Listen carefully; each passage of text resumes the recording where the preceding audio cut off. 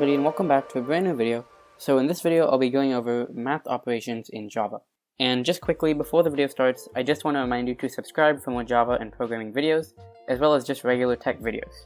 Subscribing really helps the channel, and if I get to 5,000 subscribers by the end of 2021, I'll be doing a giveaway, so be sure to subscribe so you can enter into that.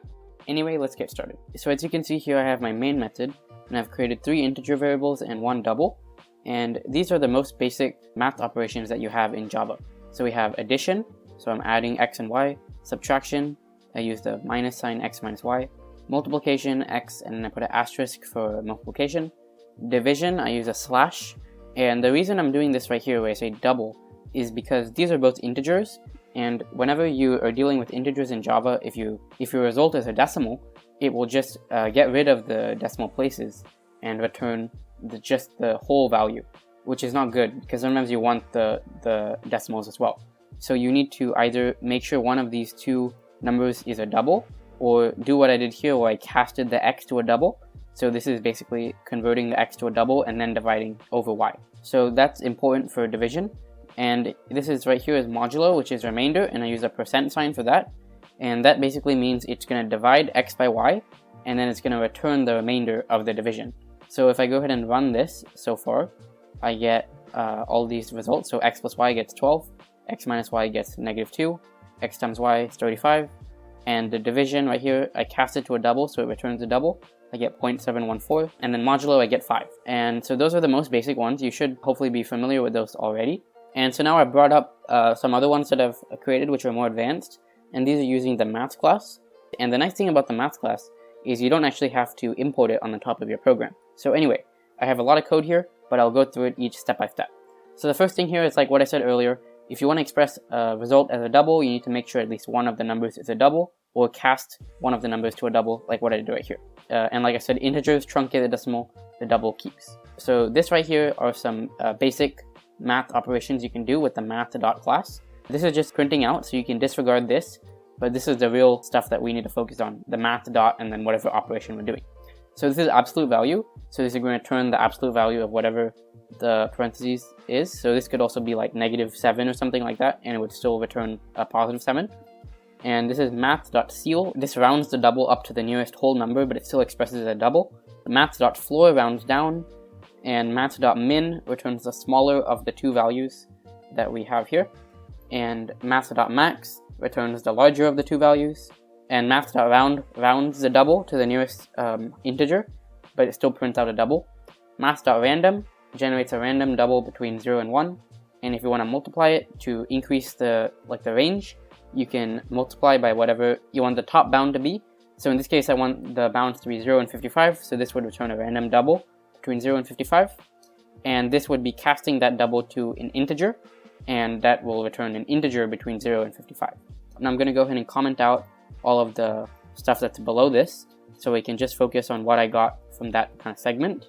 So, and I'll also comment this out, just so it's clear. And now when I run my program, you will see that I get the absolute value as the first thing, so that will be 7 right here.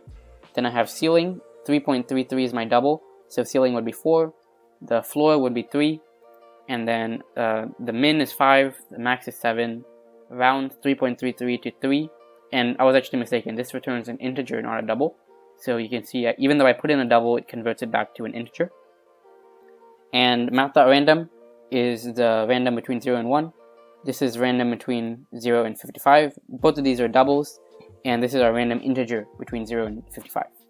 Now I will comment this out, and I will move on to the next section. And the next section is trigonometry. So trigonometry is also can be used with the math class. And so it's important to note that all trig functions are using radians, like what I wrote right here. And so that's why I created this very clearly. This double radians is equal to pi over 2 radians, which is just a value of radians.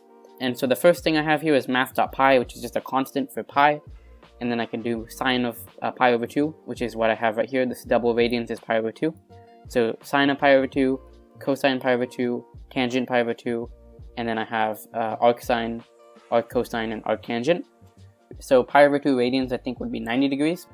And then this one is math.2 radians, and so 180 degrees to radians would be pi. And now if I were to run this, I get math.pi is 3.14, and if I do sine of pi over 2, I get 1. This is cosine pi over 2, tangent pi over 2, and then inverse sine of pi over 2 does not exist.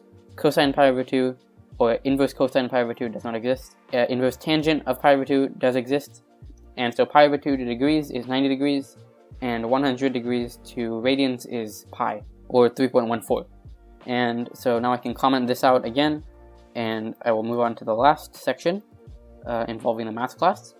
And this is exponentials and logarithms. So this one can be a little bit confusing, so it's important to really understand what it's doing. So the first one I have here is math.exp, and then a double number, and this is e to the x, where x is a double parameter. So in this case, I would be doing e to the 4.0.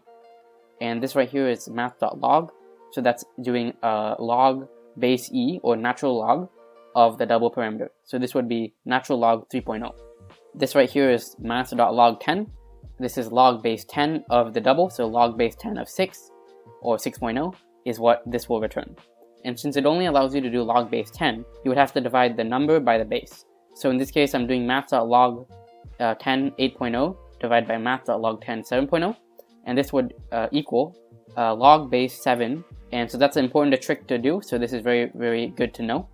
The next one is math.pow, or pow, and this is the first double to the second double, so this in this case it's 2.0 to the 3.0 power, 2 to the third, and this is math.square root, sqrt. This returns the square root of the double, so 16.0 would return 4.0. Now if I were to run this, I will get, for the first one, e to the 4.0, the next one is natural log 3.0, then I have log base 10 of 6.0, then I have log base 7.0 of 8.0, and then I have 8.0 as my 2 to the third power, and square root of 16.0 is 4.0. So yeah, that's just a quick tutorial on the math class and the basic math operations in Java. I hope you found this video helpful. If you did, make sure to subscribe for more Java and programming videos. Again, I'm doing a giveaway at 5,000 subscribers, so make sure to subscribe. Anyway, thank you for watching, and I'll see you in the next video.